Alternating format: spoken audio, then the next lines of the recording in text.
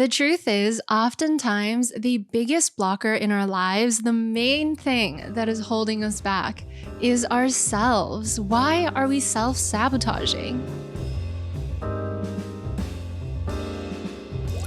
Hi, Feel Good fam. Welcome back to the Feel Good Lab, the podcast where we explore the intersection between personal growth and career success and all the good stuff that happens in between. How cute is this new little mic flag that I got? I ordered this because I just wanted something fun and cute for the podcast. And I think it just adds such a fun, kind of like professional sort of feeling. I feel like mic flags are usually used for like news reporters and like big podcasts, but we have our fun Feel Good Lab logo with our little peace sign guy on there. And it just feels very, I don't know, I'm into it. Like very branded, very adorable, very us. Today we're going to be talking about self-sabotage and how oftentimes we are actually our biggest blocker in life. I've had this topic in my ideas board for a while, and I thought since it's still early on in the year, this would be a really nice chat for us to have because this year, we are not going to let ourselves get in the way of our dreams, our hopes, and becoming our ideal self. In many situations, when you are feeling stressed, when you are feeling anxious, if you actually think about the situation, there's oftentimes nothing else standing in your way except for you. It's your mindset. It's procrastination. It's fear of judgment. It's fear of being perceived. It's self-doubt. It's perfectionism. There's so many little pieces that make up why we often get in our own way. Yes, it's important to set goals. Yes, it's important to have systems, but what do you do when you are holding yourself back? So I wanted to share a 6-step system in this episode that really helps you dig a little deeper, understand yourself better, and work through those self-sabotaging tendencies. The thing about sabotaging yourself is it can come in a lot of different ways as well. It could look like resistance, it could look like procrastination, it could look like perfectionism, disorganization, justification, attachment to things that are really not great for you, judging others, guilt of succeeding, fear of failing, not celebrating your wins, downplaying. It can even come through in some of the unhealthy habits that we have, like hanging out with the wrong people, or skipping gym days, or just not taking care of your body. Those may sound like a lot of different things that could happen in our lives, but they really do point to the same thing. They point to you sabotaging yourself and not letting yourself grow and improve and be happy. A great book on this exact topic is actually Brianna Weiss's The Mountain Is You. Some of the things that I'm going to talk about in this episode are pulled from the book, and I think that if this is something that you feel like you've been dealing with for a while, that book really, really helped me when I was going through some of the most self-doubt filled years of my life. One thing that she touches on the book that I found extremely interesting and very, very accurate is the comparison between a core commitment and a core need. In the book, she describes your core commitment as a subconscious thought or behavior that we're committed to maintaining even when it doesn't serve us. They're really these invisible things that drive our actions and behaviors, and oftentimes they're just like a learned habit that we have developed over time. Oftentimes, when you dig a little deeper, your core commitments can actually be a core need that isn't being met. So, for example, if you have the core commitment of feeling like you always need to be in control, your core need that could be unfulfilled is trust. If you trusted the people around you, if you trusted your coworker, you wouldn't have such a strong desire to control the situation. Another example that she gives in the book is having that core commitment of staying in a relationship that isn't serving you. Oftentimes, the core need that is the root of that problem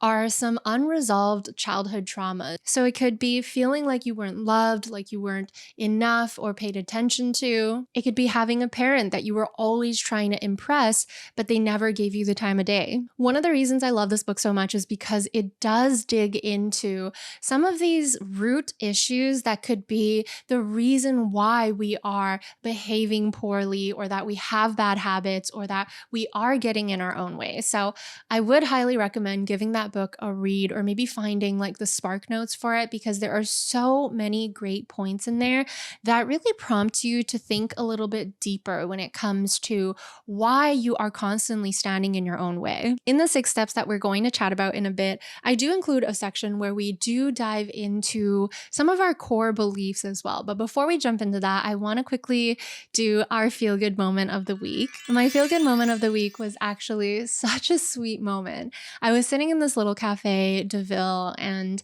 just kind of like working away. I think I was writing my Substack article at the time, but anywho, I was just kind of sitting there paying attention to my iPad when suddenly I noticed that this woman had walked in. She was an older woman, I would say like a grandma age, if that puts an age to it, but she was definitely like a senior. I was also sitting by the door, but the reason that she caught my eyes because I noticed right away that she was wearing the most amazing outfit. Like she looked so good. She was wearing this white kind of like pea coat length wool coat that folds over on one side, so it has this lovely like asymmetry in the lapel. She was wearing these straight leg black trousers that cut off right at her ankle, so that there was like her ankle out, and then she was wearing the most beautiful black loafers. Over her white coat, she had this furry sort of like scarf throw situation, and then she had a matching black fur clutch. I kid you not, she was like the chicest woman that I have seen in such a long time. She just looked amazing. Anywho, she ended up sitting beside me, and she had come with her daughter. So her daughter had gone up to the till to buy them both coffee, and I was just trying my best not to like draw attention slash try to like sneak some peeks at her outfit. And I just kept thinking to myself like, wow, like she looks so good. She really makes me feel more motivated in like putting more effort into my looks and wanting to dress up for myself. I was just kind of like sneaking little glances at her. And at one point, we actually like met eyes. And she turns to me and she goes, "By the way, I really like your outfit. Your outfit is so cute." My jaw like dropped. I was just sitting there like dumbfounded that this beautiful, stylish woman thinks that my outfit was cute. Like I was wearing this little fur jacket and she was just saying, "I love your fur jacket. I love it when people wear fur jackets. Your outfit is so cute." And so I start like pretty much blabbering and I was like, "Thank you. Like, thank you so much. I actually wanted to tell you that I think you're so stylish and I think your outfit is absolutely amazing." And she just kind of like smiles at me. And yeah, I was just like, I was in shock. So not only did I get complimented by one of the most stylish women I've seen in Vancouver, it was also just like a nice reminder that one, when you give somebody a compliment, it really makes their day. Like, truly, I was so giddy for the rest of the day. But two, the idea that this woman who is a senior, who, you know, probably has like pains and discomforts in her body, still wakes up every morning and puts effort into like how she presents herself and wanting to put her best foot forward out in the world was just really inspiring. I overheard their conversation afterwards because the daughter was on the phone for a little bit, and the daughter goes, "Yeah, I actually just took my mom to the doctor's this morning. We had a regular checkup." And in my mind, I was like, oh my gosh, all she had was a doctor's appointment and she is dressed to the nines. When I go to the doctor, I'm in sweatpants, okay? I'm in like my shabbiest clothing. So it just felt like a really well-rounded little human interaction for me because yes, I got validated by the nicest, sweetest lady, but also I feel a lot more inspired with my own personal style and how I want to show up every day and, you know, wanting to put my best foot forward by getting creative with my outfits and just continuing to do this thing that I love, which is like putting together outfits and fashion. It's so silly, but also amazing that a small human interaction like that can really like change the course of somebody's day, but also bring so much motivation in a way that she probably like had no idea would or didn't think twice about. And I hope it serves as a little reminder to you as well to just compliment people, like say something nice to someone today. You definitely won't regret it. They're going to love it. It's just an all around win win. All right, so here is exactly how we're going to stop holding ourselves back, stop sabotaging ourselves this year. Step one is actually to identify and rewrite our core beliefs.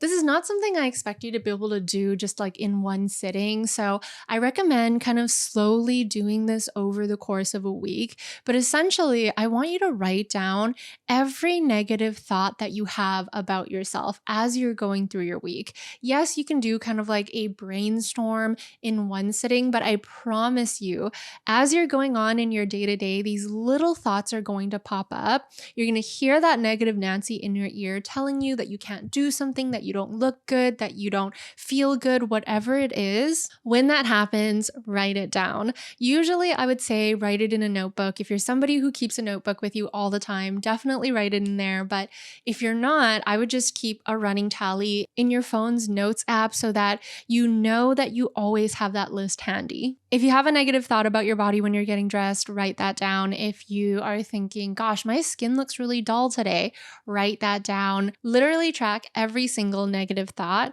And then at the end of the week, I want you to read through the list and then rewrite every single one of them. You can either do this by writing the opposite, so the positive affirmation that is related to that negative thought. So if you weren't feeling good about your body, I would write something like, my body is strong and capable. It's gotten me this far in life, and for that, I'm proud. Or another way that you can think about rewriting your core beliefs is by digging a little deeper and asking yourself, why? Why am I feeling this way? Why do I believe that? And try to find that core need that isn't being met and that makes you think in that way. Now, this definitely isn't always going to be easy to identify your core need, but if you just kind of keep asking yourself why, like there's this exercise called the 5 levels of why. So ask yourself why 5 times. I don't think my body looks good. Why? I don't like my love handles. Why? I think it's unattractive. Why? I think that my partner wouldn't find it sexy. Well, why? Maybe the core need that isn't being met is you guys haven't been connected lately, so you're feeling some doubts, or maybe it's that you haven't gotten a lot of words of affirmation lately, and that's your love language. Oftentimes, when you actually put in the effort to go down 5 levels and keep asking yourself why, the reason that you end up with is going to be really, really different from the reason that you began with. And when you're able to dig down that deep and really get to the root of the problem, rewriting that core belief is going to be so much more effective. Once you've rewritten all of your core beliefs, I want you to take that rewritten list and just stick it somewhere visible. Copy it into your journal as words of affirmation, look at it every day, and start to try to reframe your mindset around self-talk and make it so that your default thoughts aren't going to be that list of negative self-beliefs, but actually the positive core beliefs that you've rewritten. Step 2 is actually to dig a little deeper, but also to address the issue. Try to figure out what your subconscious is telling you. As I mentioned earlier, typically when you are self-sabotaging and when you're getting in your own way, there's actually something that your subconscious is trying to tell you about yourself. So if your self-sabotage is that you just feel unhappy and you can't really figure out why because everything is actually going pretty well in your life, your subconscious might be telling you that you are trying to seek too much external validation and trying to gain happiness from external factors when in reality you should be turning in, filling your own needs, and rewiring your thinking. If you're self-sabotaging through perfectionism, that could be your subconscious self telling you that you are people-pleasing or that you don't feel like you're enough. And so you feel like you have to show up in your work and make it as perfect as possible, because then that way people will find value in you. Just like with the first step, when you're able to actually dig down to why you're sabotaging yourself and why you are having these sort of behaviors and mindsets, it's going to make it a lot easier for you to address them and make sure that you are creating an environment where you can actually thrive. If you're not feeling enough, if you feel like you need to people please, how can you start setting boundaries so that you are prioritizing your own feelings above others? If you feel like you're constantly turning towards external sources to feel good, what are some things that you can do for yourself that'll make you feel good and that'll make up for that lack of external excitement or stimulation that makes you feel kind of bland and unhappy? I feel like I say this in every single episode, but really getting that deeper understanding of yourself is going to help create the foundation that's going to help you be able to build a life and build a routine and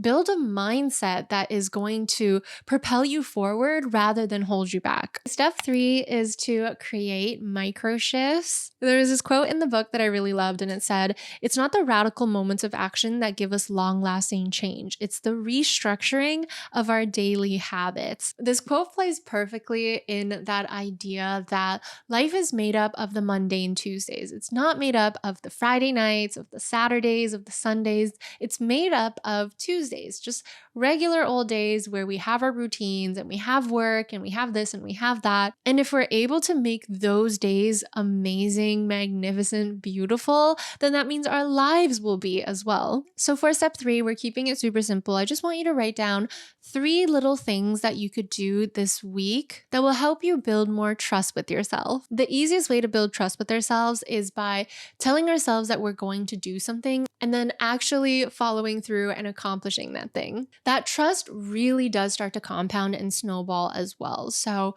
if I tell myself every day that I'm going to read for at least 5 minutes every morning and I'm able to do it and keep it consistent and do it every single morning, then when the time comes when I have to lean on myself and trust in myself to make the right decision for myself, whether it be leaving a toxic relationship or switching jobs because it's no longer serving me or dumping a client because they're rude, I won't have any doubts about making the right choice because I have that trust in myself and that confidence that I know how to do the right thing for me. Because as Brianna Weiss said, it's not about whether or not you feel like doing the work, but whether or not you do it regardless. Even on the days where you don't want to, even on the days where you feel tired and just lazy and don't really want to do the thing that you said you would do it anyways, because by doing so, you are proving to yourself time and time and again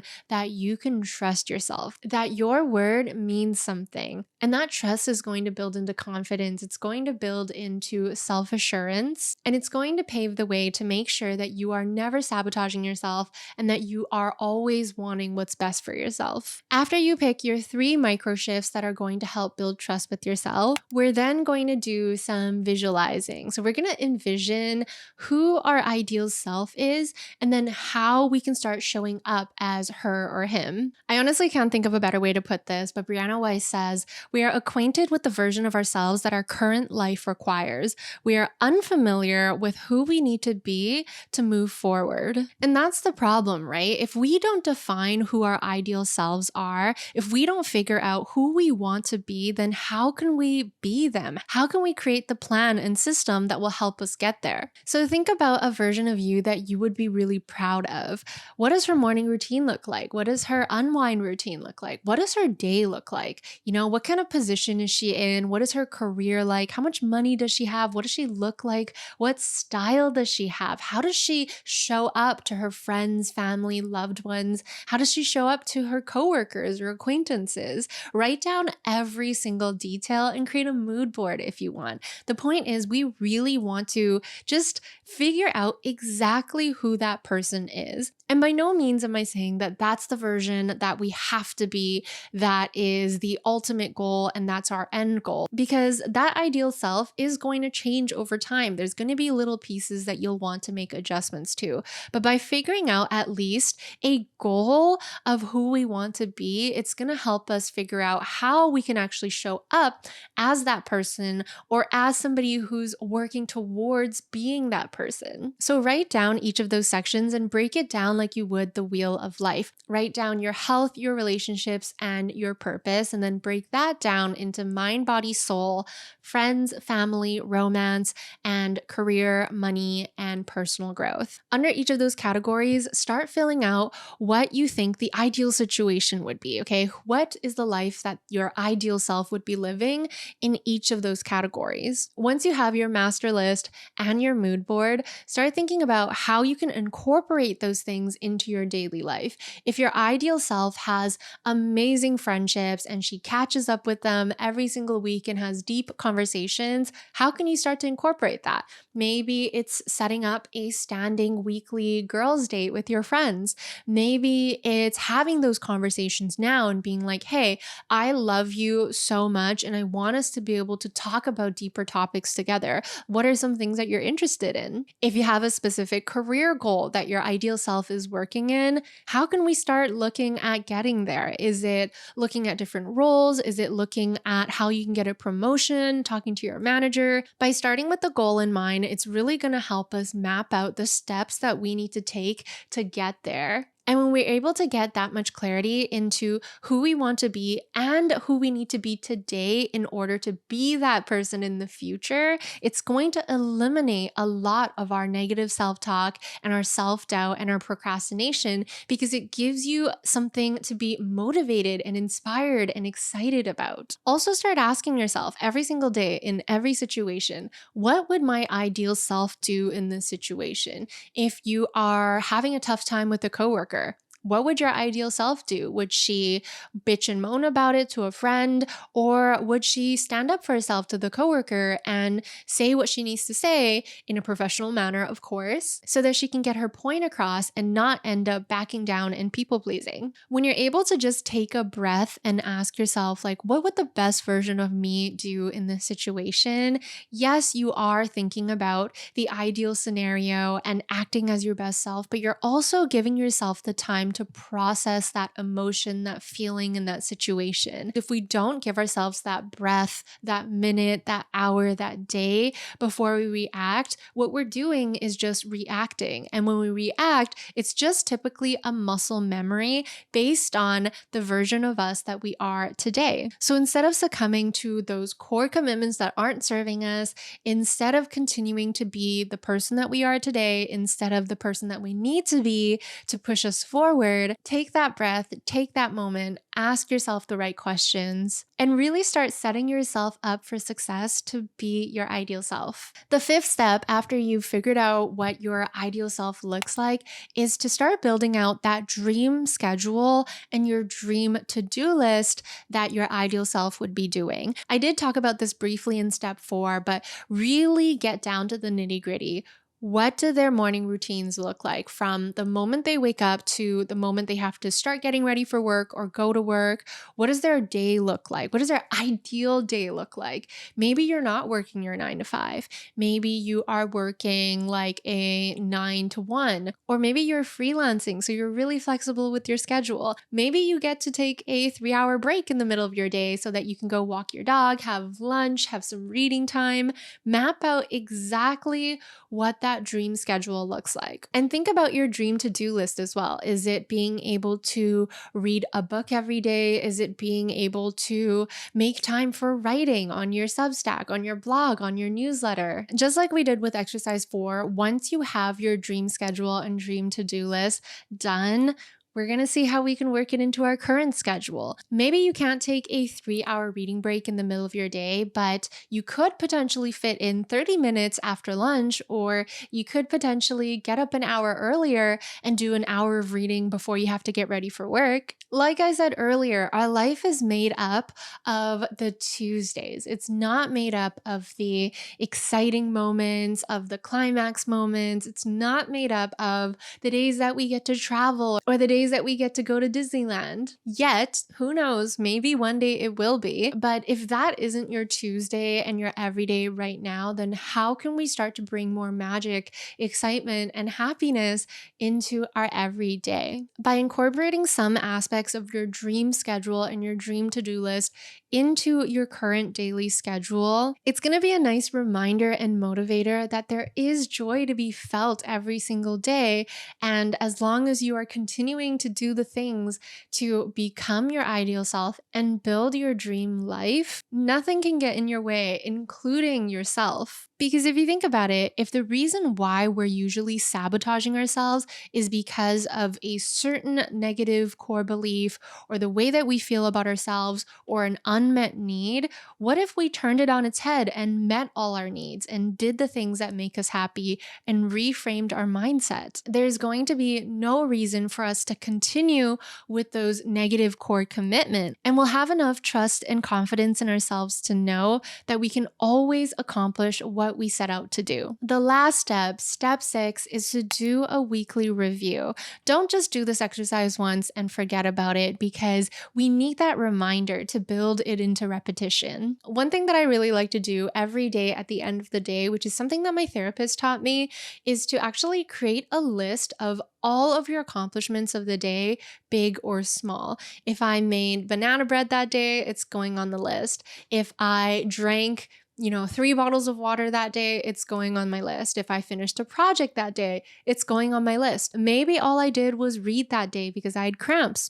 It's going on the list. We have to learn to start celebrating our own wins, big or small, because it shows us that we can be our own motivator when it comes to accomplishing things and getting things done. It's also going to be another thing that helps us build that strong, confident foundation and that strong trust. I know it's so easy to beat ourselves up when you're having a less than productive day, if you feel like you slacked off or you were just lazy or you procrastinated that day, but I promise you, you still probably did something good for yourself, whether that is feeding yourself, whether that's going for a walk, whether that is just drinking enough water or taking the time to breathe. No matter what it is, write it down. Start training your brain to see that you are doing the things, that you know how to take care of yourself, that you can feed yourself, that you can take care of your body, that you can get the work done, that you can make banana bread, and let those positive thoughts compound until you just have a stronger sense of self. When I'm doing my daily review or my weekly review, I also like to write down what could have gone better. And I like to word it in that way. Instead of saying like failures of the day or things I didn't get done, it's what could have gone better.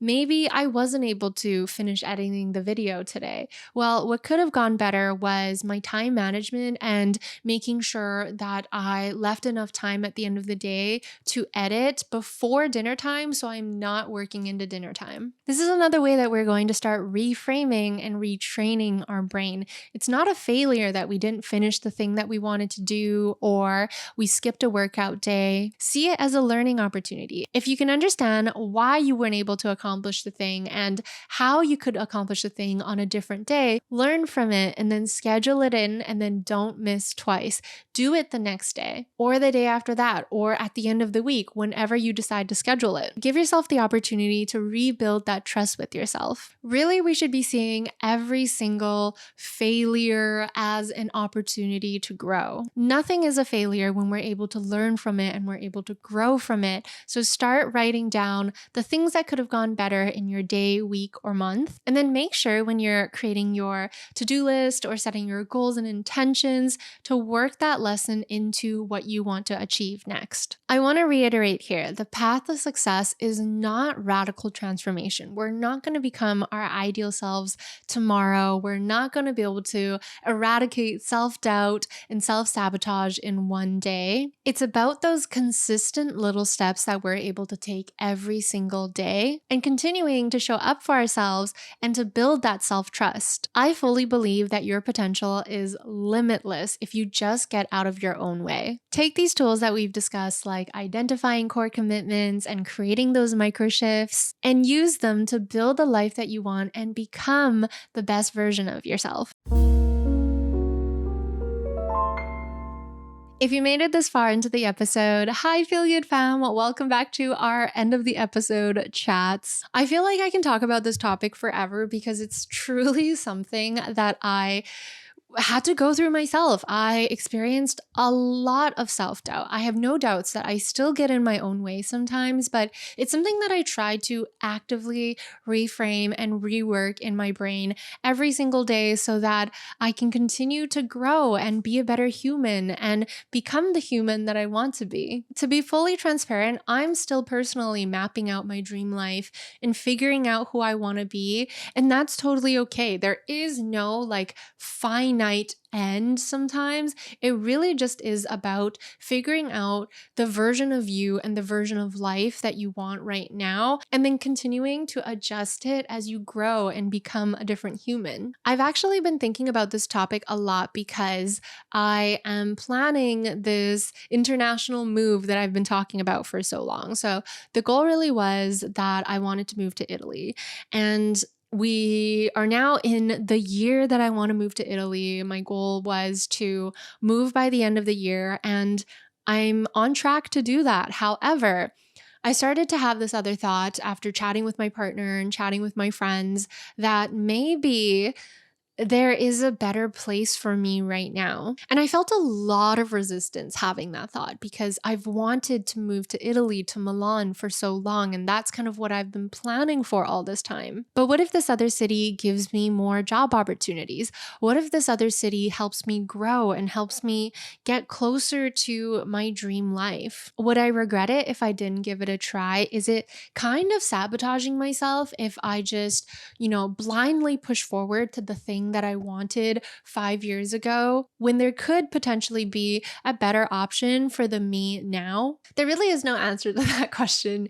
yet. I'm still definitely figuring it out, but yeah, I just wanted to, I guess, show you that that self-sabotage does show up in so many different ways. And the one thing that I know that I can lean on and count on is my self-trust and knowing that, yes, it's kind of stressful right now thinking about it. And yes, I'm still very much so figuring it out, but I know I'll make the right decision for me at the end because I always do. I haven't proved myself wrong yet, and I'm not about to start doubting myself just because I am, considering a new life direction. Anywho, thank you for making it to the end of this episode. If you made it this far, let's leave a little flower emoji because I'm very excited that it's springtime so that I know you're a real one and I know you stayed all the way till the end. If you enjoyed this episode, I would really appreciate it if you left a comment, gave it a thumbs up, rated it on Apple Podcasts or on Spotify Podcasts or wherever you are tuning in, because it helps Feel Good Lab